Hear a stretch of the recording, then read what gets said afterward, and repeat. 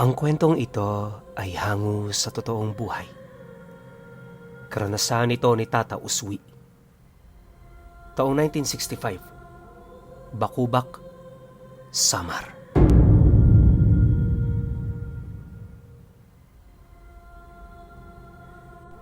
Hindi na bago para kay Tata Uswi ang mga nilalang na hindi nakikita ng karamihan. Para sa kanya, mga ordinaryo lang din yung umiiral kagaya ng tao. Mula pagkabata niya, naimulat na siya ng kanyang tatay Ignacio sa mga lihim na aral.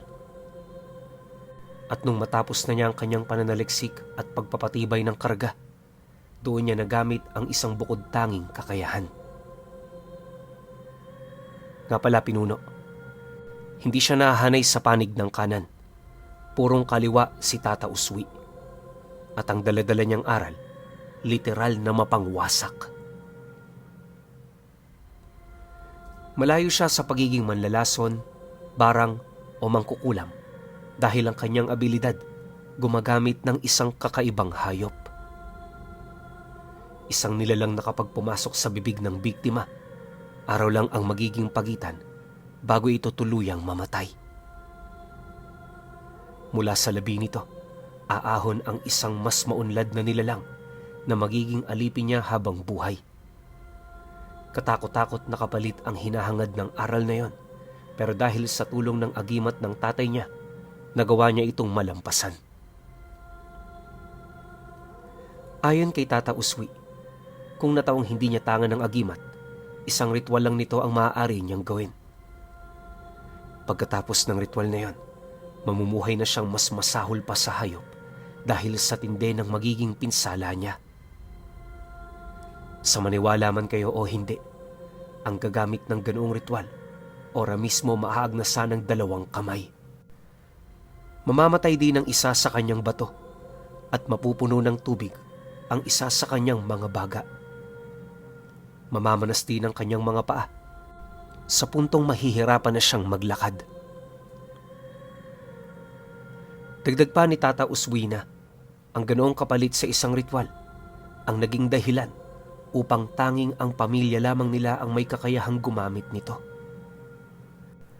Kung hindi dahil sa kapangyarihan ng agimat ng itim na buwan, hindi na nila maisa sa katuparan ang lahat ng yon. Para sa mga hindi nakakalam, ang agimat ng itim na buwan ay may kakayahang mag-ipon ng mga karamdaman ng isang tao. Ang basihan kapag napuno na ito, palagi na yung mainit sa katawan, tapos hindi na mapakali ang nagtatangan dito. Para maipalabas naman ang mga karamdamang yon, kinakailangang makahawak ng may tangan ng isang nilalang na gusto niyang mapasahan ng mga karamdamang natatago sa medalyon. Isa ito sa mga dahilan kung bakit taon-taon obligado siyang maghanap ng mga aswang at mga kalaban nilang albularyo. Dito niya kasi ipinapasa ang naiipong sakit sa medalyon para hindi ito madaling mapuno. Pagtatapat pa niya na, di naman araw-araw ginagamit niya ito. Okasyonan lang. Halimbawa, kapag may natipuhan siya o hindi naman kaya'y meron siyang kaaway. Nabanggit din noon ni Tata Uswi na noong kasagsagan ng kanyang kabataan, talaga namang napakainit niya sa mga tao. Kapag may hindi siya nagugustuhan sa mga ito, matik tinatapos niya yon. Ang mga nilalang namang umaahon sa labi nito, ginagawa niyang alipin hanggang sa yon ay mamatay. Limitado lang din kasi ang haba ng buhay ng mga nilalang na yon, pero sa kabila nito, nagtatangan din yon ng hindi maipagkakailang kapangyarihan. Base sa salaysay ng ama ni Tata Uswi, ang lakas ng mga nilalang na umaahon sa mga bangkay ay maihahalin tulad mo sa lakas ng 10 pinagsama-samang gabunan ng iba't ibang lahi. Ang problema lang, 6 na buwan lang ang nagiging buhay nito dahil sa binubuo yon ng purong sumpa. Para naman magkaideya kayo sa wangis ng mga ito, kahawig lang din yon ng isang normal na tao. Yun nga lang, para may komplikasyon lang ito kung titingnan. Bukod sa baliko ang kanilang mga gulugod, Mahaba rin ang kanilang mga braso. Wala rin silang kahit isang buhok, tapos mapuputla ang kanilang mga balat. Wala rin silang kasarian sapagkat hindi naman sila isinilang. Pag-aangil lang din ang nililikha nitong tinig at wala itong kakayahang sumuway sa taong tumawag sa kanya. Hindi rin ito kumakain ni hindi ito nagpapahinga o natutulog. Basta kapag inuutusan niyo ni Tata Uswi, susunod at susunod ito hanggat hindi pa napapalitan ng utos na nauna niyang ibinigay. Ganon katindi ang mga nilalang na yon, pero habang tumatanda siya, tila bang nawawalan siya ng interes sa mga ito. Hindi naglaon, pinili ni Tata Uswi na mabuhay ng payapa hanggang sa kalaunay di na niya nagamit pa ang ipinagbabawal na aral ng kanilang pamilya. Noong nagkaasawa kasi siya, talaga namang natuon ang kanyang atensyon sa nag-iisa niyang anak na lalaki. Mahal na mahal niya ang batang yon, kaya sa lahat ng oras, nakasubaybay siya sa paglaki nito. Paglipas ng mga taon, pakiramdam ni Tata Uswi, hindi na siya nalalayo sa mga pangkaraniwang tao. Tinanggap naman niya ito, at para yon ay mapanindigan, sama-sama niyang inilibing sa lupa ang kanyang agimat at tangang libreta ng karunungan. Matapos niya yung gawin at maiselyo, ipinangako niyang yun na ang simula ng kanyang pagbabago. Ang kaso lang, pagtungtong ng taong ito, napansin niyang nagkaroon niyo ng kaibigang aswang. Alam ni Tata Uswi na hindi yun magiging maganda para sa anak niya, kaya sinubukan niya yung pagbawalan. Alam niyo kasi, sa lahi nila, mababa ang tingin nila sa mga aswang. Kung mababa na ang tao, di hamak na mas mababa pa ito. Marami rin kasing hindi kaaya-ayang nangyari sa pamilya nila at sa mga nilalang na yon, kaya sa katagalan tumatak na ang ganoong paniniwala. Isang hapon, pag-uwi naman ng kanyang anak galing eskwela, agad naman niya itong tinawag. Hindi pa man yun nakakapasok ng bahay nila, inabisuhan niya yung lumapit na sa kanya. Nang marinig naman ito ang kanyang sinabi, masaya naman yung lumapit. Nagmano pa nga yun, pagpapakita ng paggalang nito sa kanya. Anak, malaki ka na. Hindi kita pinagbabawalang makipagkaibigan. Pero sana, siyasatin mo naman ang magiging kalapit mo. Tandaan mo, ang mga taong papasok sa buhay mo ay merong pahintulot mula sa'yo. Kung traidor yan, wala kang ibang masisisi kundi ang sarili mo mismo. Nang marinig naman yon ng kanyang anak, bahagya naman yung tumahimik, gawa ng alam nito na meron siyang taong pinatatamaan. Makalipas pa ang ilang minuto nilang pag-uusap, mariin naman niyang ipinagtapat dito ang tungkol sa batang ayaw niya nitong maging kalapit. Mariin niya ring binalaan ang kanyang anak ukol sa mga panganib na dulot nito kung sakali mang hindi siya makikinig. Dahil sa kanyang sinabi, wala naman yung nagawa kundi ang sumunod. Ang problema lang, ilang araw matapos ang kanilang pag-uusap, nasipat na naman niya yung magkasama. Siyempre itong si Tata Uswi, di na nakapagpigil. Nang makita niya ang dalawang naglalakad, agad naman niya yung nilapitan. Kahit wala siyang tangang karga noon, ipinaramdam niya sa batang yon ang kanyang masamang pakay. Siyempre dahil may dugong aswang ito, agad naman itong naramdaman ang kanyang masamang intensyon.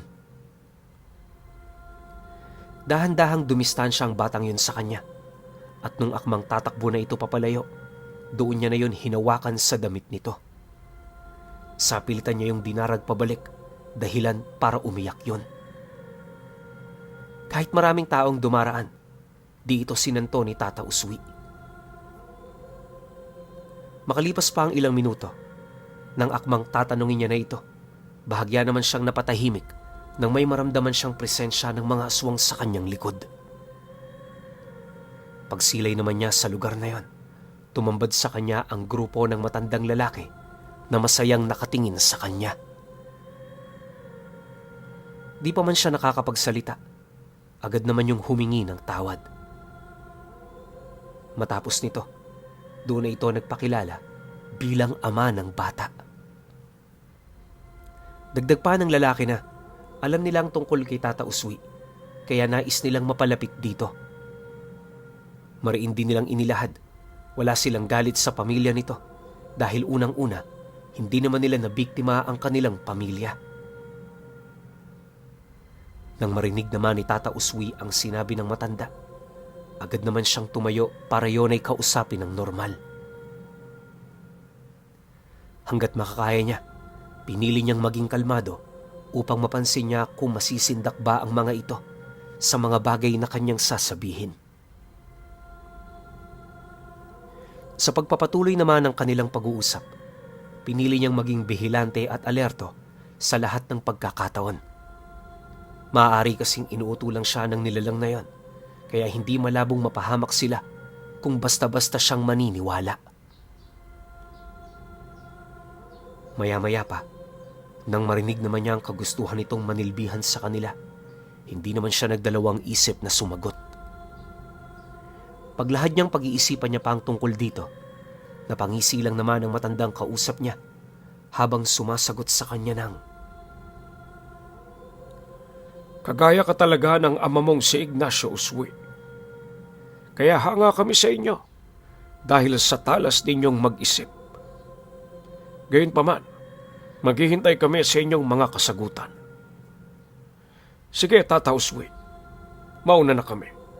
Maraming salamat sa oras na inyong ibinigay." Matapos naman itong makapag-wika, agad naman itong hinawakan ang kanyang anak. Sa kasagsagan ng paglalakad nito papalayo sa kinaroroonan nila, hindi na sila nito tiningnan pa. Nang mawala ang grupong yon, agad naman silang umuwi. Pagdating nila sa bahay, dali-daling hinukay ni Tata Uswi ang kanyang mga gamit. Alam naman niya kasi noong malapit nang sumapit ang buwan ng mga aswang, pero hindi niya inaasahan mapapalapit ito ng husto sa kanila. Bagaman wala silang kasaysayan ng nilalang nakausap niya, hindi na siya gaanong nagtiwala. Pagkakuha naman niya ng agimat at libreta, hindi niya maipagkakailang ang matinding kaba habang hawak-hawak niya ito. 6 na taon na rin kasi ang lumipas magmula noong huli niya itong nahawakan. Bago niya ito sinuot, humingi siya ng tawad sa gabay ng agimat. Dinasalan niya rin yun ng 7 oras upang maibalik ang buhay at kapangyarihan ng mga ito. Kinabukasan, suot-suot na niya ang agimat ng itim na buwan. Para rin sa kaligtasan ng kanyang anak, nilagay niya yon ng habak na tatanganin nito sa lahat ng oras. Pantaboy aswang ang habak, kaya nang maisuot yon ng anak niya, hindi niya na nakita pang nakakalapit dito yung bago nitong kaibigan. Ang problema lang, dahil sa kainosentehan nito, pinili nitong tanggalin ang bagay na yon. Mas importante kasi rito ang pagiging magkaibigan nila kaysa sa utos ng tatay niya. Nang malaman ni Tata Uswi ang ginawa ng kanyang anak, hindi niya hinangad na magalit. Nauunawaan niya ang hangarin ng inosente nitong kaluluwa, kaya natutuwa siya. Alam niya rin na malayo ang kanyang anak sa kanya. Dahil sa kanyang mga nalaman, muli na naman doong nakalapit ang pamilya ng nilalang. Sa ikalawang pagkakataon, nagkausap na naman sila ng ama nito, dahilan para hindi na siya tumanggi sa nais nitong mangyari. Upang maging handa na rin sa mga bagay na hindi inaasahan, nagpasya itong si Tata Uswi na gamitin na muna ang ritual. Wala naman siyang ibang hangad noon, maliban sa gusto niya ng karagdagang tauhan. Kung siya lang kasi ang magpoprotekta sa kanyang pamilya, paniguradong hindi niya ito magagawa. Ilang araw din siyang nanaliksik noon hanggang sa kalaunay nahanap niya ang kanyang biktima. At yun ay walang iba kundi yung mangkukulam at espiritista sa lugar nila. Kahit mabigat kay Tata Uswi na pagsabayin ng dalawa, pinagsumikapan niya yung gawin. Gabi kasi ng Biyernes nang isinagawa niya ang ritual, kaya alam niyang nasa rurok ang kanyang abilidad. Para naman maging matagumpay ito, maingat niyang pinagpilian ang mga sangkap na kanyang gagamitin. Kabilang sa mga sangkap ng ritual ay ang dugo ng kambing, tuyong butiki na may pakpak at abo ng taong pinagpasapasahan na sa pamilya nila. Wala rin siyang ginagawang simbolo. Sa halip ipinagsasabay-sabay niya lamang ang mga ito para dasalan gamit ang dialektong nakalathala sa kanyang libreta. May 3 rin siyang ginagamit na kandila na siya namang nagiging gabay niya upang hindi maligaw yung mga nilalang na aahon mula sa bangkay ng kanyang mga biktima. Pagpatak ng 10:00, nagsimula na sa isang liblib na lugar ang ritual na isinasagawa ni Tata Uswi. Malayo ang lugar na yon sa bahay nila at sa mga oras na yon, nasisiguro niyang siya lang ang tao roon. Obligado rin siyang lumayo, lalo pat pasigaw at pasinghal ang pamamaraan ng pagdarasal. Sa loob ng ilang minutong pagsambit niya ng mga engkantasyon, umahon mula sa mga abong yon ang isang uri ng hayop na hindi likas na matatagpuan sa ating mundo.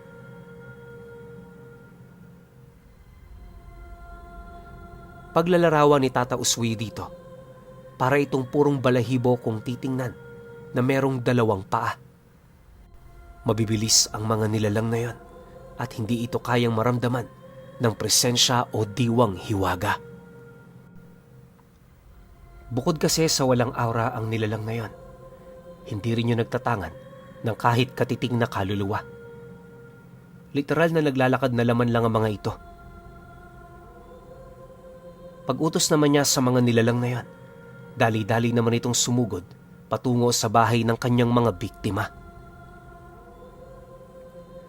Makalipas pa ang ilang segundo, nang mawala na ang mga nilalang na yon, agad naman niyang inilubog ang kanyang muka sa dugong ginamit niya sa ritual. Ayon kasi kay Tata Uswi, yun lamang ang paraan para makita niya ang ginagawa ng mga nilalang na tinawag niya.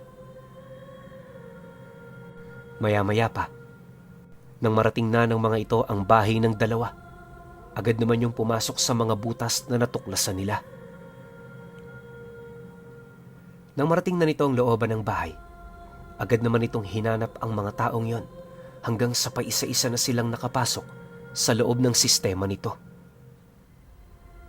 Sa sobrang bilis ng pangyayari, di na yon namalayan pa ng 2. Nagawa naman itong magising pero hindi nila napansin yung mga nilalang na pumasok sa kanilang mga bibig. Walang kamalay-malay ang mga taong yon na nasa ilalim na pala sila ng kapangyarihan ni Tata Uswi. Pagsapit naman ng sumunod na araw, hindi na yon nagising pa. Dahil nag-iisa lang ang mga ito sa kanilang tahanan, malaya roong nakaahon ang mga nilalang na kanyang tinawag.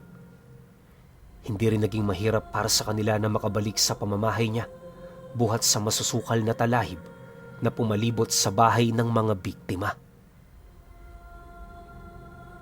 Hindi naglaon. Nang malaman naman ng mga kababaryo nila ang nangyari sa mga taong yon, agad namang bumisita sa kanilang tahanan yung pamilya ng mga aswang. Pagpasok nito sa bakuran ng bahay, agad namang tumambad dito ang 2 nilalang na nagtatago sa ilalim ng papag. Pagkaraan pa ng ilang minuto, naramdaman na rin ni Tata Uswi ang mga ito, kaya nagpasya siyang lumabas. Pagharap naman niya rito, panay naman ang paghigop niya ng kape na para bang di man lang nakakaramdam ng pagkabahala. Nabalitaan namin ang nangyari sa espiritista at mangkukulam, Tata Uswi. Masaya kami at nakabalik ka na. Nga pala, pagpasensyahan mo ang pagbisita namin ng hindi nag-aabiso. Nagalak lang kasi ako, kaya hindi ko napigilan ang sarili ko. Maganda-gandang preparasyon ang ginawa mo dahil 1 linggo mula ngayon. Darating na naman ang mga kauri naming dayo para manghinain. Ikaw na ang bahala kung anong gagawin mo sa kanila.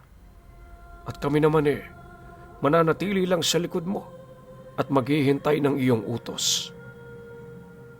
Hayaan mo, Tata Uswi, na mapatunayan namin ang aming katapatan sa inyo. Wika ng matanda. Dagdag pa nito na, hindi niya sasayangin ang pagkakataong ibinigay nito sa kanila. Kaya lahat gagawin niya, makuha lamang ang pabor nito. Inamin din ng matanda na humahanga siya sa abilidad ng kanyang pamilya noon pa. Marami siyang nais malaman ukol dito, at ang tanging paraan para masagot ang lahat ng kanyang mga katanungan ay ang pakikipagkaibigan. Nang marinig naman ni Tata Uswi ang sinabi nito, napangiti lang naman siya habang sumasagot doon ng, Talaga bang yan ang gusto mo? Alam mo, kaibigan, isa lang ang nais kong ipagawa sa iyo. Tulungan mo kami sa pagpatay sa mga kalahi ninyo. Di naman siguro mahirap yon, lalo na kung manunumpa ka ng katapatan sa akin. Nang marinig naman ito ng matanda, agad naman yung sumang-ayon. Sa tono ng pananalita nito, alam ni Tata Uswi na nagsasabi yon ng totoo. Gayunpaman, hindi pa rin siya nagpakakampante. Alam niya kasing kahit bali-balik na rin man ang mundo, mananatili at mananatili itong mga aswang.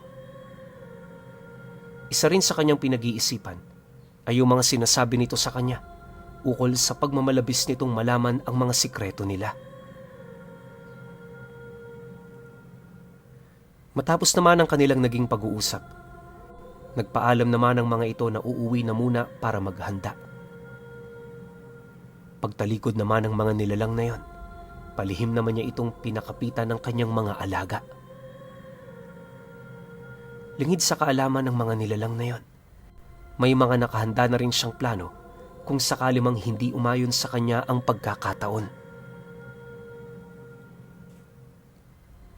Ilang araw pagkatapos nilang mag-usap, nagkaroon ng mga hindi inaasahang dayo sa lugar nila. Bawat isa sa mga ito, alam ni Tata Uswi na may dugo ng mga aswang, kaya para makaiwas, pansamantala niyang hindi pinapasok ang mga anak niya. Naging malimit na rin ang pagbabantay niya tuwing gabi, hanggang sa kalaunay may mga nangangas ng pumasok sa kanyang tahanan. Isang gabi, habang nakaupo si Tata Uswi sa labas ng kanilang bahay, meron siyang nasipat na 2 malalaking aso na naghihintay sa labas ng bakuran nila. Nanlilisik ang mga mata nito, at habang tumatagal ang pagtitig ng mga ito sa kanya, dahan-dahan yung humahakbang papalapit. Pagsilay naman ni Tata Uswi sa mga nilalang na yon, matyaga naman niya yung hinintay na makapasok sa kanyang lupain. Walang sabi-sabi, bigla namang kumaripas ang mga nilalang na yon, kasabay ng buong puwersa nitong pagsunggab sa kanya. Akala ng mga aswang, basta-basta lang siya, pero nung malapit na sila, bigla na lamang yung napasukan ng dugo matapos tumarak sa kanilang mga katawan ang matatalas na buntot ng mga alaga niya. Kaya hindi yun nasilayan ng mga nilalang sa kadahilanang itinago ito ni Tata Uswi sa kadiliman gamit ang kanyang agimat. Pagsilay naman doon ng mga aswang, unti-unti naman itong nanumbalik sa dati nilang anyo, indikasyon na malapit na itong bawian ng buhay. Maya-maya pa, nang hindi pa makontento ang mga alaga niya, paulit-ulit naman itong iginalaw ang kanilang mga buntot, dahilan para mas lalong lumaki ang butas na naroon sa dibdib ng mga aswang. Sa sobrang lakas ng mga ito, di na yaw napigilan ng mga nilalang hanggang sa tuluyan na itong pumanaw.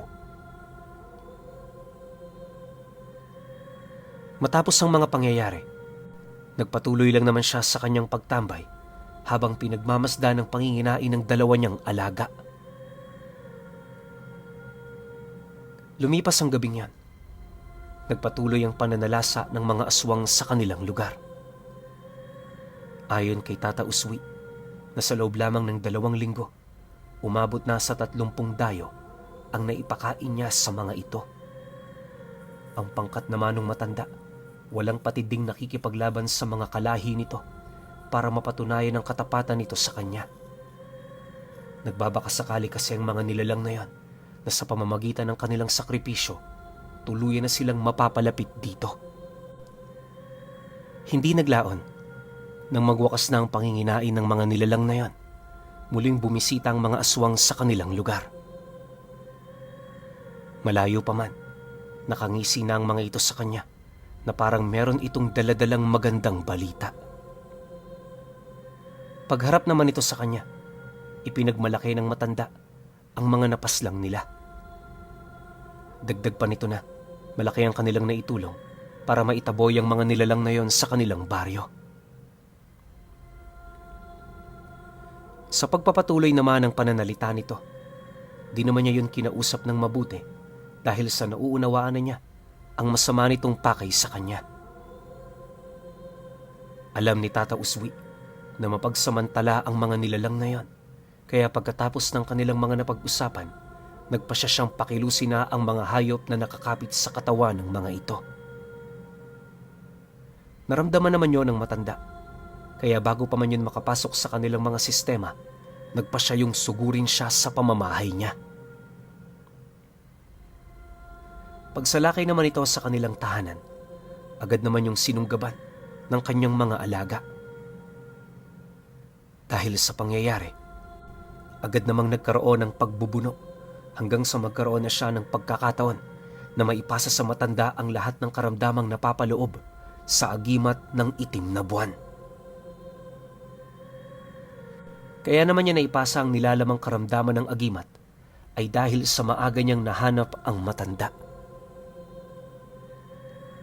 Paglapat naman ng mga sakit na para sa kanya, bigla naman yung nanghina kasabay ng pagbalik nito sa normal nitong wangis. Paulit-ulit pa yung nagtanong sa kanya ukol sa ginawa nitong pagkakamali, pero hindi na yun sinagutan ni Tata Uswi. Naniniwala kasi siyang sapat na ang mga bagay na kanyang naunawaan para paslangin ito. Sa pagkamatay naman ng matanda, nagdulot naman ito ng matinding pighati sa mga naiwan nitong kasama. Kahit alam nilang hindi sila makakalagpas sa 2 nilalang na humaharang sa kanila, pilit pa rin nilang tinahak ang daan patungo sa kinatatayuan nito. Nang masipat naman niya ang ginawa ng mga nilalang na yon, agad naman niya itong hinarap habang nagwiwika doon ng, "Alam ko kung anong pakay niyo sa akin. Hinding-hindi ninyo mabibilog ang ulo ko, kagaya ng ginawa ninyo sa mga albularyo at antingerong minsan nyo nang nakalapit. Mababaw ang bitag na para sa akin. Hinding-hindi ako mauhulog dyan." Pagkalahad naman niya ng mga katagang yon, agad naman niya itong tinalikuran kasabay ng walang patid ditong paglapa ng mga alaga niya. Pagsarado naman niya ng pinto, agad namang tumahimik ang ingay na kanyang naririnig sa labas. Matapos nun, minabuti naman niyang magpahinga na. Lumipas ang mga araw, walang nakapansin sa pangyayaring yon. Ang anak naman ng matanda, pilit pa rin nakipaglapit sa kanyang anak, kaya napilitan na rin siyang paslangin ito. Ipinaliwanag naman niya yun sa bata, kaya lumaki itong walang galit sa kanya. Nung matandang-matanda na si Tata Uswi, nagpasya siyang ipasa ang agimat at libreta sa kanyang nag-iisang anak. Sa ngayong pangkasalukuyang pinuno, wala nang makapagsasabi kung sino na ang panibagong nagtatangan ng nakakatakot at talaga namang mapangwasak na libreta at agimat ng itim na buwan.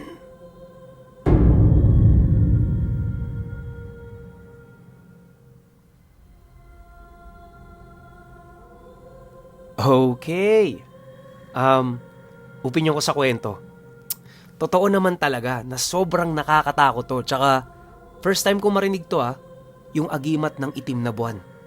Di ko alam, siguro kasi di naman tayo makakaliwa. Alam ko, 99% ng nakikinig sa akin lahat tayo nasa panig ng kanan. So yung mga gamit sa kaliwa, though may mga konting alam tayo, pero yung mga ganitong kalalalim na aral, alam ko, hindi nyo rin alam yan. Pero siguro yung iba sa atin alam yan. Hindi na lang naikukwento. Alam nyo ang nakakatakot dito kay Tata Uswi? Kapag naipamana niya yan sa talagang masamang tao. Kasi sobrang lakas ng gamit na to 'Di ba?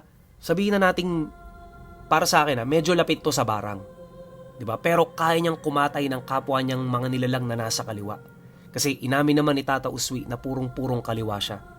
'Di ba? So hindi lang natin alam kasi wala namang masyadong binanggit kung anong napapaloob sa libreta tsaka dun sa agimat na yun. Pero itim na buwan?